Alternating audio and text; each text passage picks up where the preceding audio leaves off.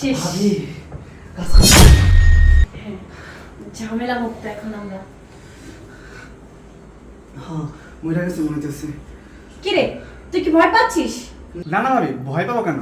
আচ্ছা ওইসব বাদ দেন, শুনেন আপনার সাথে যে আমার ডিল হয়েছিল ওনাকে মারার বিনিময়ে আপনি যে আমাকে ৫০০ টাকা দিতে চেয়েছিলেন সেটা দেন। আমি কি বলেছি যে তোকে পাওনা দিব না? তোর পাওনা তো তোকে দিবই। তার আগে এটাকে গুম করবে কে? আরে আমি যেহেতু ওকে মেরেই ফেলেছি তার তো ঘুমটা আমাকেই করতে হবে, তাই না? সেটা পরে কথা, আগে আপনি আমার টাকা দেন তো। হ্যাঁ দিচ্ছি।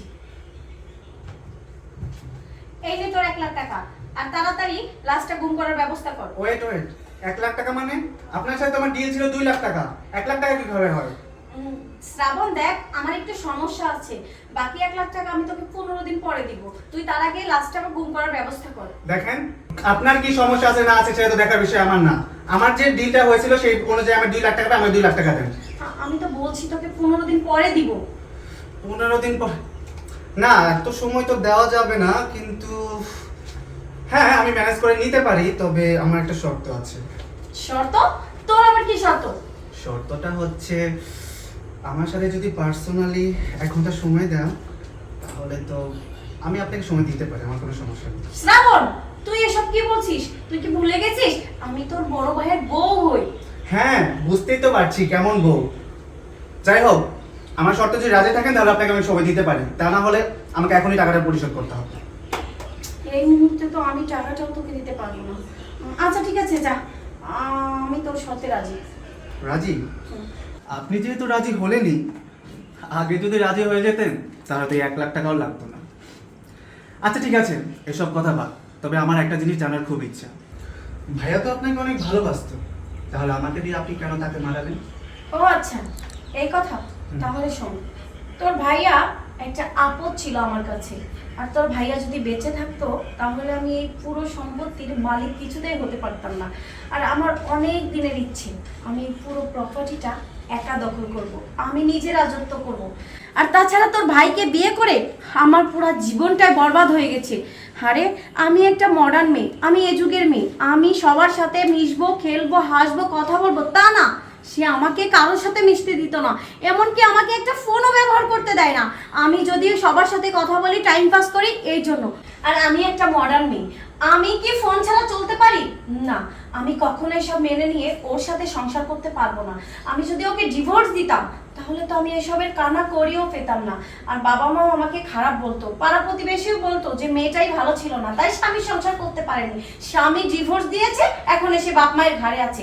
আর এসব কথা আমি শুনতে পারবো না, এর জন্যই আমি ওকে একেবারে দুনিয়া থেকে শেষ করে দিলাম। আর তাছাড়া আরো একটা বড় কারণ হচ্ছে, আমি একটা ছেলেকে ভালোবাসি। আমি সিদ্ধান্ত নিয়েছি ঈদের পরে আমি ওকে বিয়ে করব। আমি আর ও মিলে পুরো সম্পত্তিটা ভোগ করব। আমি আর ও মিলে পুরো সম্পত্তিটা ভোগ করব। তুমি তুমি মরনি? আমি আমি মরি নাই। কি ভাবছিস? হ্যাঁ, সম্পত্তি দখল করবি না? এই শ্রাবণ, তোকে না আমি 2 লক্ষ টাকা দিয়েছি ওকে মারার জন্য, কিন্তু তুই ওকে মারিসনি কেন? ও এখনো কেন বেঁচে আছে? তুই কি করেছিস বল? তুই কেন ওকে মারিসনি? আচ্ছা, তোকে যে আমি বিয়ে করছি এটা তো তোর 7 কমলের ভাগ্য। হ্যাঁ, রাস্তায় ছিলি, তোর আমি ভালোবাসা বিয়ে করছি, আমার এই ফ্ল্যাটে নিয়ে আসছি, আর তুই এই প্রতিদান দিলি? ছি ছি ছি, কিসের কমতি রাখছিলাম তোর? এই, আমার কি ভালোবাসা কমতি ছিল? আমার জান প্রাণ দিয়ে সবকিছু উজাড় করে তোর আমি ভালোবাসছিলাম। যখন যা চাইছিস তখন তোর আমি সবকিছু এনে দিছি। হীরা আংটি লাগবো, স্বর্ণের আংটি লাগবো, এসি লাগবো, গাড়ি লাগবো, বাড়ি লাগবো, সব দিছি তোর আমি। কিন্তু এই করলি তুই, ছি, আমাকে মারার চেষ্টা করলি তুই। 1 লক্ষ টাকা দিছস, আর 1 লক্ষ টাকা দিতে পারস না বিধায় তুই আমার ভাইয়ের সাথে শুনিবার জন্য রাজি হয়ে গেছস। ছি, আমি ভাবতে পারি নাই। আরে আর যাই হোক, তোর মতো মেয়ে দিয়া আমি কখনো ঘর করবো না। দেখো, আমার ভুল হয়ে গেছে, আমি যা করেছি ভুল করেছি, তুমি আমাকে তাড়িয়ে দিও না, আমি তোমার পায়ে পড়ছি, হ্যাঁ, আমার বাঁচান। তাড়িয়ে দিও না। আচ্ছা, ওই তুই কিসের ভুল করছস? হ্যাঁ, এটা কোনো ভুল না, এটা হচ্ছে তুই বড় ধরনের অন্যায় করছস, আর এই অন্যায় আমি কোনোদিন ক্ষমা করবো না। এখন এই মুহূর্তে আমার বাসা থেকে বাইর হ। আর যদি না বাইর হস তাহলে কিন্তু আমি এখন তোকে পুলিশে দিব, পুলিশে দিতে বাধ্য হবো। না না, আমাকে পুলিশে দিও না, আমি চলে যাচ্ছি। ভাই, আজকে যদি তুই না থাকতি তাহলে ও অন্য একজনকে কন্ট্যাক্ট করতো, আজকে হয়তো আমার লাশ দেখতে হতো তোর। তুই আসুস দেখে আর বেঁচে গেছিস। ভাই, ছোটবেলায় বাবা মা মারা যাওয়ার পর তুমি তো আমাকে নিজের বাবা মায়ের মতো বড় করেছো।